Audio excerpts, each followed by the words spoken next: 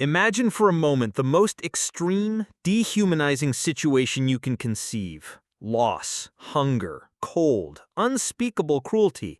Now imagine someone who not only survived it, but emerged from Nazi concentration camps with the philosophy of life that would inspire millions. A powerful message about the indomitable human capacity to find meaning, even when everything, absolutely everything, seems lost. This man was Viktor Frankl. And the lesson he left us, forged in the fire of extreme suffering, is one of those that once you know it, no one forgets. And the question he asks us, and which we will explore today, is how can we, in our own struggles and challenges, great or small, embark on this vital search for meaning? Viktor Frankl, forged in the Holocaust. Viktor Frankl was a renowned psychiatrist and neurologist in Vienna when his life, like that of millions of other Jews, was brutally interrupted by the Holocaust. He spent 3 years in 4 different concentration camps, including Auschwitz and Dachau. He lost his pregnant wife, his parents, his brother, almost his entire family.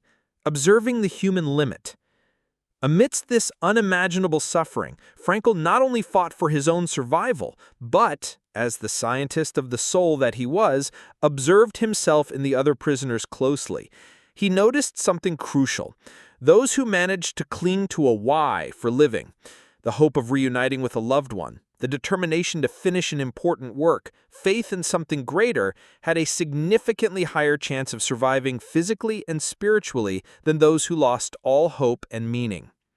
The birth of logotherapy. This visceral and tragic experience was the crucible where logotherapy was forged, the school of psychotherapy founded by Frankl, which literally means healing through meaning, from the Greek logos, which here he uses as meaning. The book where he recounts his experiences and lays out the foundations of logotherapy, Man's Search for Meaning, became one of the most influential books of the 20th century, a testament to indestructible human dignity. The will to meaning versus the will to pleasure or the will to power. Frankl, based on his observations and clinical practice, challenged the dominant psychological views of his time. Counterpoint to Freud and Adler. While Freud emphasized the will to pleasure and Alfred Adler the will to power as the main motivating forces of human beings, Frankl proposed that the most fundamental and primary motivation is the will to meaning. That is, human beings have a deep longing for their lives to have significance, a purpose. When this will to meaning is frustrated, when the person cannot find a what for purpose in their existence, what Frankl called the existential vacuum arises. This vacuum can manifest as chronic boredom, apathy, a sense of uselessness, cynicism, and can be fertile ground for neuroses, depression, addictions, and even aggression. Suffering with meaning versus empty suffering. Frankl was emphatic. It is not suffering itself that destroys us or leads us to despair. What annihilates us is suffering without meaning. If we can find meaning for our pain, we can endure almost anyhow.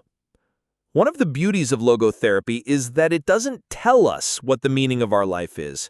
Frankl believed that meaning is unique and specific to each person at each moment, and that it is up to each individual to discover it. But he offers us a map with 3 main paths where we can find this meaning.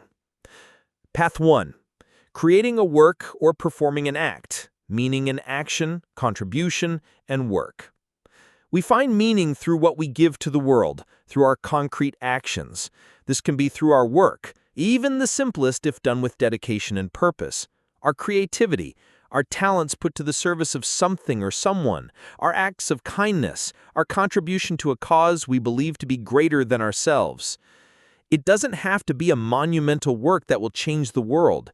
It can be caring for your garden, the way you raise your children, the dedication with which you serve your customers, the passion with which you write a poem or cook a meal for someone you love. It is the meaning that springs from our capacity to do, to create, to contribute. Path 2. Experiencing something or encountering someone. Meaning in love, beauty, and connection. We also find meaning through what we receive from the world, through our experiences and encounters. This can be by appreciating beauty in nature, in art, in music, by seeking truth and knowledge, and, in a fundamental and transformative way, by loving another person in their uniqueness and depth. For Frankl, love is one of the highest and ultimate goals to which human beings can aspire. He himself reported that in the darkest moments of the concentration camp, the mental image of his wife, his love for her, gave him strength to continue and transcended physical suffering. Love allows us to see the deepest potential in the other and helps us realize our own. Path 3. By the attitude we take towards inevitable suffering, meaning in overcoming and human dignity. This is, perhaps, Viktor Frankl's most original, profound, and impactful contribution, forged directly from his own indescribable experience in the concentration camps. When we cannot change a situation that causes us suffering, an incurable disease, the loss of a loved one, an unjust imprisonment, a severe physical limitation, we still have one fundamental freedom: the freedom to choose our attitude towards that situation. We can find deep meaning in the way we face this inevitable suffering, with courage, with dignity, with compassion for others who also suffer, perhaps even transforming a personal tragedy into a triumph of the human spirit, into a testament to inner strength. Frankl said, suffering ceases to be suffering, in a certain way, at the moment it finds a meaning, like the meaning of a sacrifice. Frankl emphasized that even if everything is taken from us, our physical freedom, our possessions, our health, our loved ones, no one can take from us the last of human freedoms, to choose one's attitude in any given set of circumstances, to choose one's own way. This is our inalienable dignity, our ability to be more than mere victims of circumstances. But this freedom comes with immense responsibility. Frankl called this responsibleness, which we can translate as responsibility in the sense of being able to respond. Life is constantly asking us questions, presenting us with situations that demand a response. And the way we choose to respond, the decisions we make, the attitudes we adopt, this is our life. This is how we actualize, or not, the potential meaning of each moment. And crucially for Frankl, meaning is not found by obsessively looking narcissistically within oneself, what he called hyper-reflection. Rather, through self-transcendence, dedicating ourselves to something or someone beyond ourselves, to a cause to serve, or to a person to love. The existential vacuum in modern society and logotherapy's antidote.